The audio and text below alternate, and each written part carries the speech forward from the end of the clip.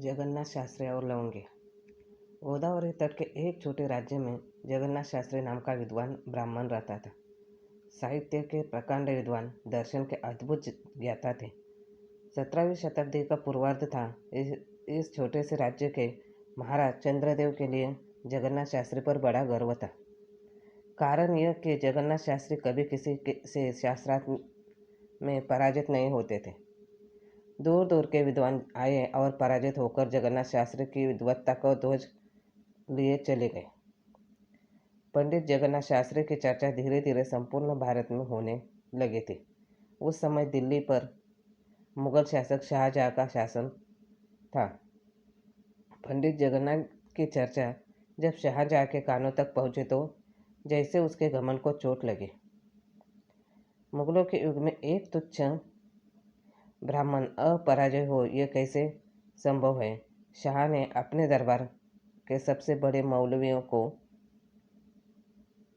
बुलाया और जगन्नाथ शास्त्री को शास्त्रार्थ में पराजित करने के आदेश के साथ महाराज चंद्रदेव के राज्य में भेजा। जगन्नाथ को पराजित कर उसकी शिखा काट कर मेरे कदमों में डालो। शाहजहां का यह आदेश उन 40 मौलवियों के कानों में स्थायी रूप से बस गया था। एक सप्ताह मौलवियों का दल महाराज चंद्रदेव की राजसभा में पंडित जगन्नाथ को शास्त्रार्थ की चुनौती दे रहा था। गोदावरी तट का ब्राह्मण और अरबी मौलवियों के साथ शास्त्रार्थ पंडित जगन्नाथ ने मुस्कुराकर सहमति दे दी। मौलवी दल ने अब अपनी शर्त रखी। पराजित होने पर शिक्षा देनी होगी। पंडित जी की मुस्कुराहट और बढ़ गई। स्वीकार है, पर अब मेरी भी शर्त है। आप सब पराजित हुए तो मैं आपकी दाढ़ी उतरवा लूँगा। मुगल दरबार में जहाँ पेड़ न खूंट वहाँ पे रेड़ पर धान की भांति विद्वान कहलाने वाले मौलवी विजय निश्चित समझ रहे थे। सो उन्हें इस शर्त पर कोई आपत्ति नहीं हुई। शास्त्रार्थ क्या था? खेल था। अरबों के पास इतने आध्यात्मिक पूंजी कहा जो वे भारत के समक्ष खड़े भी हो सके। पंडित जगन्नाथ विजयी हुए। मौलवी दल अपनी दाढ़ी देकर दिल्ली वापस चला गए। 2 माह बाद महाराज चंद्रदेव की राजसभा में दिल्ली दरबार का प्रतिनिधि मंडल याचक बनकर खड़ा रहा था। महाराज से निवेदन है कि उनकी राज्यसभा के सबसे अनमोल रत्न पंडित जगन्नाथ शास्त्री को दिल्ली की राज्यसभा में सम्मानित करना चाहते हैं। यदि वे दिल्ली पर यह कृपा करते हैं तो हम सदैव आभार रहेंगे। मुगल सल्तनत ने प्रथम बार किसी से याचना की थी। महाराज चंद्रदेव अस्वीकार न कर सके। पंडित जगन्नाथ शास्त्री दिल्ली गए। शाहजहां ने उन्हें नया नाम दिया, पंडित राज। दिल्ली में शाहजहां उनके अद्भुत काव्य कला का दीवाना था, तो युवराज द्वारा शिकाऊ उनके दर्शन ज्ञान का भक्त। द्वारा शिकाऊ के जीवन पर सबसे अधिक प्रभाव पंडित राज का ही रहा, और यही कारण था कि मुगल वंश का होने के बाद भी दारा मनुष्य बन गया। मुगल दरबार में अब पंडित राज के अलंकृत संस्कृत छंद गूंजने लगे थे। उनकी काव्य शक्ति विरोधियों के मुंह से भी वाह वाह की ध्वनि निकला लेती। एक दिन पंडित राज के एक छंद से प्रभावित होकर शाहजहां ने कहा, आहा, आज तो कुछ मांग ही लीजिए पंडित जी, आज आपको कुछ भी दे सकता हूँ। पंडित राज ने आंख उठाकर देखा। दरबार के कोने में एक हाथ माथे पर और दूसरा हाथ कमर पर रखे खड़ी एक अद्भुत सुंदरी पंडित राज को एक टक निहार रही थी। अद्भुत सौंदर्य जैसे कालिदास के समस्त उपमाएं स्त्री रूप में खड़ी हो गई हो। पंडित राज ने एक क्षण को उस रूप से आंखों में देखा। मस्तक पर त्रिपुंड लगाए शिव की तरह विशाल काया वाला पंडित राज उसके आँख की पुतलियों में झलक रहा था। पंडित मोहन के स्वरों में से ही पूछा, चलो कि लूंगी? कि पुतलियों ने उत्तर दिया, अविश्वास न करो पंडित, प्रेम क्या है? पंडित राज जानते थे यह एक नर्तकी के गर्भ से जन्मी शाहजहां की पुत्री लवंगी थी। एक क्षण को पंडित ने कुछ सोचा और मुस्कुरा कर कहा, न याचे गजालीनम वा वज्रजन्म वितेषु चित्तं मदीयं कदाचित् यो सुस्तन मस्तकन्यस्त कुंभा लवंगी कुरंगी द्रंगी करोत। शाहजहाँ मुस्कुरा उठा, कहा, लवंगी तुम्हारी हुई पंडितराज। ये भारतीय इतिहास की एकमात्र घटना है जब किसी मुगल ने किसी हिंदू को कन्या दी थी। लवंगी अब पंडितराज की पत्नी हुई। युग बीत रहा था। पंडितराज दारा शिकोह के गुरु और परम मित्र के रूप में ख्यात थे। समय की अपनी गति है। शाहजहाँ के पराभव, औरंगजेब के उदय और दारा शिकोह के निर्माण हत्या के पश्चात पंडितराज के लिए दिल्ली में कोई स्थान नहीं रहा। पंडितराज दिल्ली से बनारस आ गए, साथ ही उनकी प्रेयसी लवंगी। बनारस तो बनारस है, वह अपने ही ताव के साथ जीता है।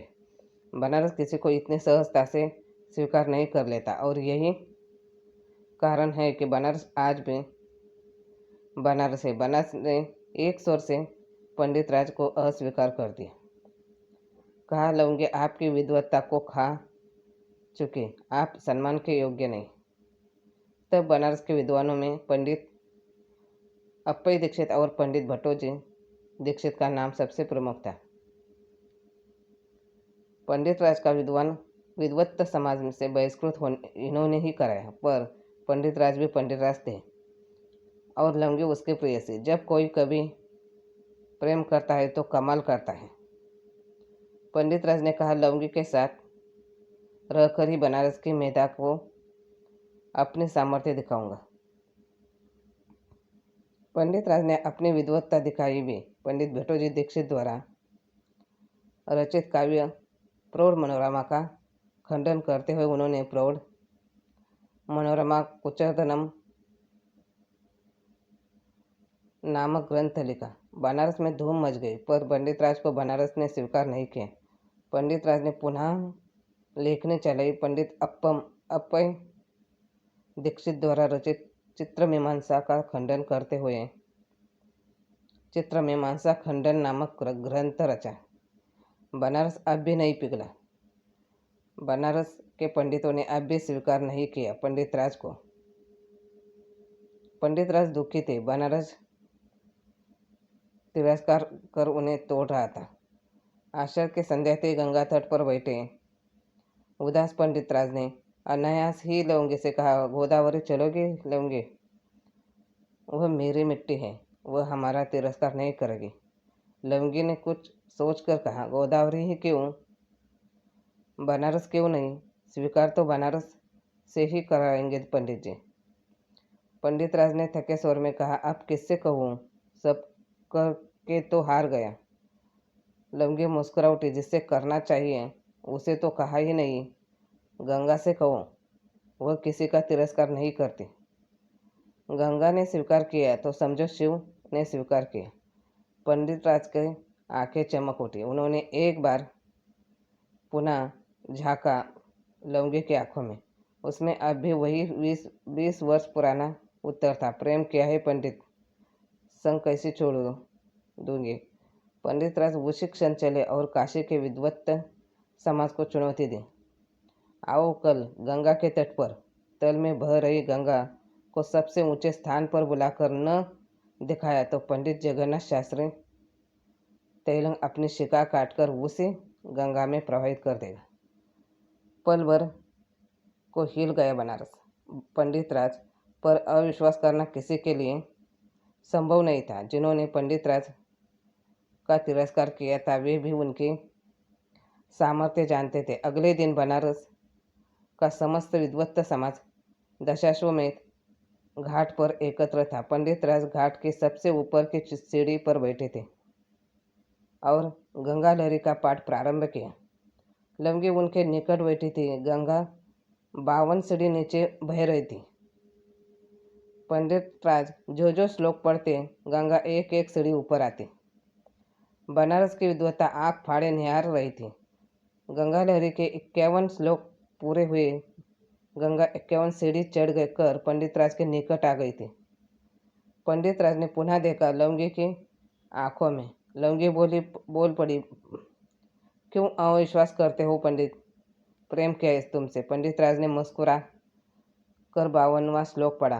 गंगा ऊपरी सीढ़ी पर चढ़ी और पंडित राज और लौंगी को गोद में लिए उतर गई। बनारस स्तब्ध खड़ा था, पर गंगा ने पंडित राज को स्वीकार कर लिया था।